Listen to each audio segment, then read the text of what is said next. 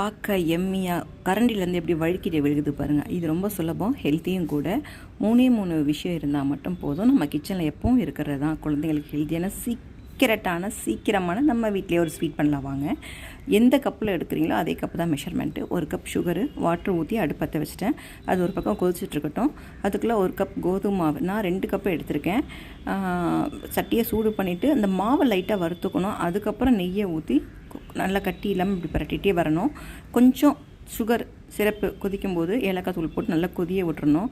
கம்பி பாகம்லாம் தேவையில்லை. நெய்யும் நல்லா மிக்ஸ் ஆனதுக்கப்புறம் இப்படி ஊற்றி கிண்டிக்கிட்டே இருக்கணும். நல்லா வெண்ணெய் மாதிரி தெரிஞ்சிரும். அது மேலே நான் வறுக்காமல் முந்திரி அப்படியே போட்டுருக்கேன், கொஞ்சம் க்ரன்ச்சியாக இருக்கட்டும்னு. நீங்கள் அப்படி வேணாலும் போட்டுக்கலாம். லைட்டாக உப்பு ஆட் பண்ணிக்கோங்க. ரொம்ப சுவையான ஹெல்த்தியான கோதுமை ஹல்வா ரெடி. இது நார்த் சைடு ரொம்ப ஃபேமஸ்ஸு. ஸோ இதை நீங்கள் ட்ரை பண்ணி பாருங்கள். செம எம்மியாகவும் சீக்கிரமாகவும் நம்ம ஹெல்த்தியாகவும் வீட்டிலேயே ஸ்வீட் செய்யலாம்.